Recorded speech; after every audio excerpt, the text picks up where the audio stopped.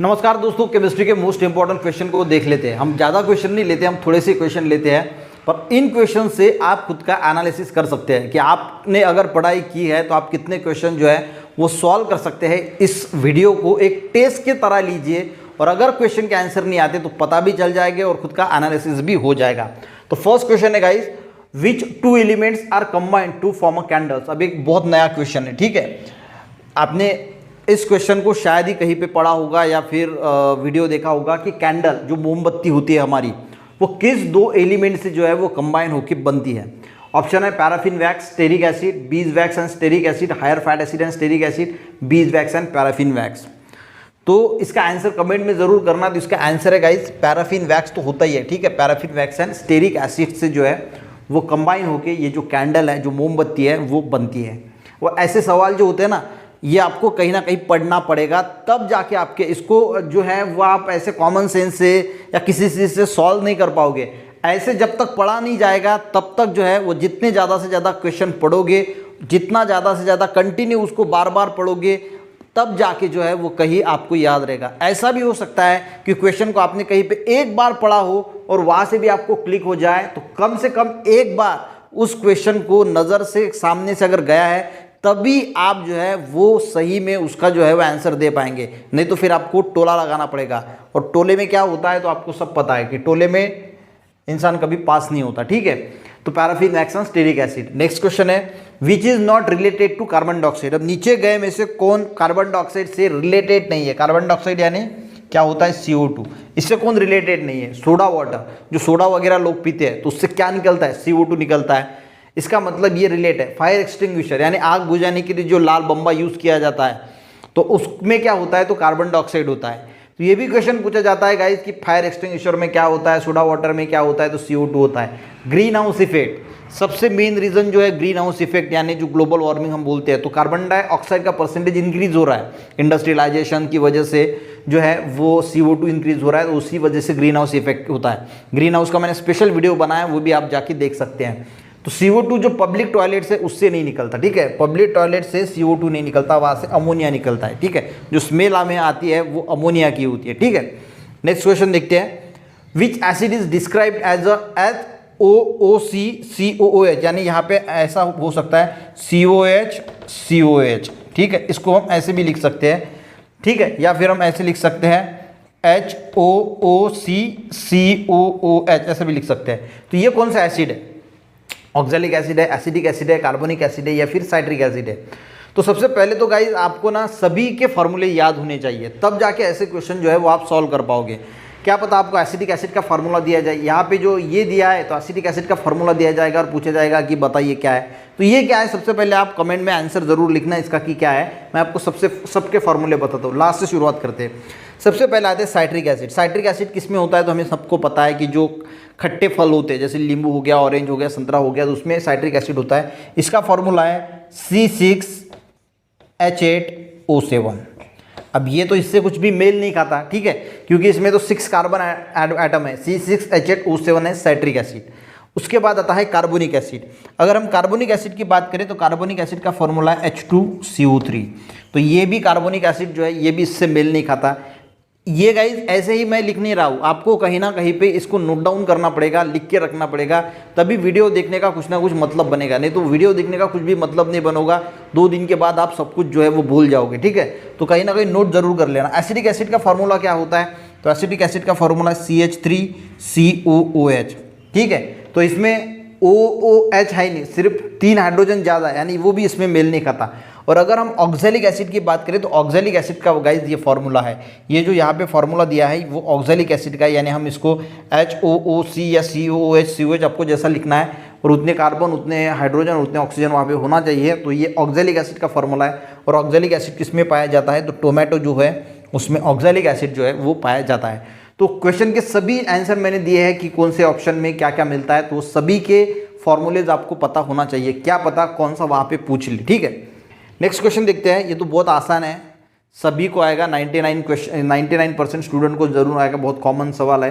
The isotopes of uranium use in atomic reactor, जो atomic reactor में energy, electricity बोल सकते हैं, एनर्जी बोल सकते हैं, कुछ भी प्रोड्यूस करने के लिए एटॉमिक रिएक्टर में यूरेनियम का इस्तेमाल किया जाता है, उस पर न्यूट्रॉन जो है वो बम्बार्ड किया जाता है। तो उसमें कौन सा आइसोटोप जो है वो यूरेनियम का यूज़ किया जाता है? यूरेनियम 235, यूरेनियम 236, यूरेनियम 237 या यूरेनियम 232। सभी को पता है कि यूरेनियम का जो है वो यूरेनियम 235 ये आइसोटोप जो है वो एटॉमिक रिएक्टर में यूज़ किया जाता है। गाइस नेक्स्ट क्वेश्चन देखते हैं। अब इस क्वेश्चन में बहुत सारे क्वेश्चन बनते हैं। ये जो 5th नंबर का क्वेश्चन है ना, इसमें बहुत सारे क्वेश्चन बनते हैं। देखिए कैसे, what is the milk of magnesia. अब आपको मिल्क ऑफ मैग्नीशिया का नाम बताना है, ठीक है। Magnesium carbonate, sodium bicarbonate, calcium hydroxide या फिर मैग्नीशियम हाइड्रोक्साइड। अब इसमें बहुत सारे क्वेश्चन कैसे बनते हैं वो देखिए। अब सबसे पहले गाइज, ये मिल्क ऑफ मैग्नीशिया किसका कंपाउंड होता है, यानी किस में यूज किया जाता है। ये क्वेश्चन बहुत बार पूछा जाता है कि ये मेन कंपोनेंट जो है या कंपाउंड जो है वो किस में यूज किया जाता है मिल्क ऑफ मैग्नीशिया। तो ये जो मिल्क ऑफ मैग्नीशिया होता है गाइज, ये एंटासिड यानी जो एसिडिटी की जो दवा होती है उसका सबसे मेन कंपाउंड है, ठीक है। यानी उसको मिल्क ऑफ मैग्नीशिया को जो है वो एंटासिड की दवाई में यूज़ किया जाता है। अब ये एक बना एक क्वेश्चन कि एंटासिड में कौन सा मेन कंपोनेंट होता है, तो कौन सा होता है मिल्क ऑफ मैग्नीशिया।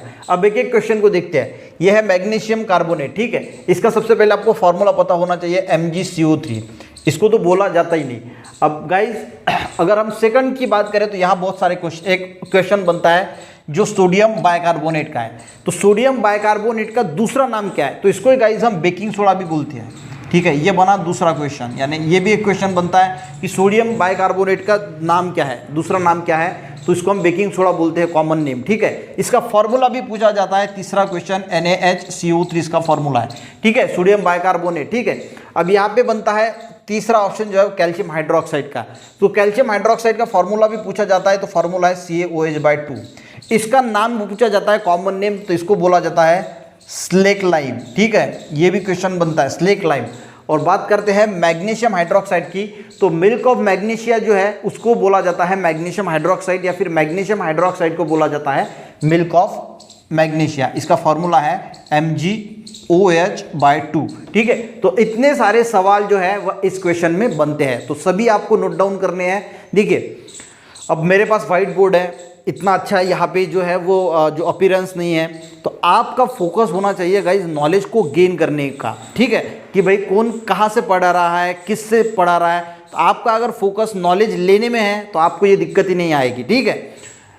अब पैसे की दिक्कत है भाई, पैसे तो अगर पैसा होता तो डिजिटल बोर्ड ले लेता, वहाँ पे पढ़ाता। वो पैसे की दिक्कत है तो इस पर पढ़ाना पड़ता है, कोई सोल्यूशन नहीं इसका, ठीक है। Which one of the following metal is used with iron to make the rust free. अब देखिए एक प्रोसेस होती है गल्वनाइजेशन, आप सबको पता है कि जिसमें आयरन के ऊपर जिंक की कोटिंग लगाई जाती है, जिसको हम गल्वनाइजेशन बोलते हैं, गैल्वेनाइजेशन बोलते हैं, ठीक है। अब यहाँ पे गाइज जिंक का तो नाम ही नहीं है, तो एल्यूमिनियम, कार्बन, क्रोमियम और tin, which one of the following metal is used with iron. तो यहाँ पे क्या है, आयरन के साथ ही उसको यूज किया जाता है और जो है वो बनाया जाता है नया आयरन, तो वो है गाइस क्रोमियम। यानी रस्ट फ्री बनाने के लिए जिंक की कोटिंग चढ़ाई जाती है, और आयरन के साथ अगर हम बात करें तो क्रोमियम का इस्तेमाल किया जाता है, ताकि उसको रस्ट फ्री यानी जंग रोधी जो है वो बनाया जाए, ठीक है। नेक्स्ट क्वेश्चन देखते हैं। अब ये बहुत बढ़िया क्वेश्चन है, बहुत सारे लोगों को इसका आंसर पता नहीं होगा कि chocolate can be bad for health because of its high content of. अब चॉकलेट जो होते हैं ये जो है वो हमारे हेल्थ के लिए ख़राब होते हैं, हम सबको पता है कि हेल्थ के लिए ख़राब होते हैं, क्योंकि बच्चों के दांत वगैरह सड़ जाते हैं। ये तो ये हो गई कॉमन प्रॉब्लम।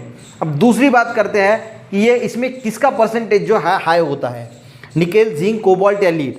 तो ये आपको पता होना चाहिए कि इसमें जो है वो निकेल का परसेंटेज जो है वो ज़्यादा होता है, और चॉकलेट खाने से क्या होता है कि बॉडी में निकेल का परसेंटेज ज़्यादा बढ़ता है। अब इससे होता क्या है, तो निकेल का ही एलर्जी कॉज कर सकता है, किडनी के डिसीज़ कॉज कर सकता है, कार्डियोवास्कुलर यानी हार्ट के डिसीज़ कॉज कर सकता है, लंग के रिलेटेड डिसीज जो है वो कॉज कर सकता है। तो इस वजह से निकेल बहुत हजारडस होता है, और ये इसका परसेंटेज चॉकलेट में ज़्यादा होता है। तो ऐसे क्वेश्चन आपको आने चाहिए, ठीक है। ये मोस्ट इंपॉर्टेंट क्वेश्चन है, इसको मार्क कर लेना, आपको बहुत कम जगह पे ये क्वेश्चन जो है वो देखने को मिलेगा।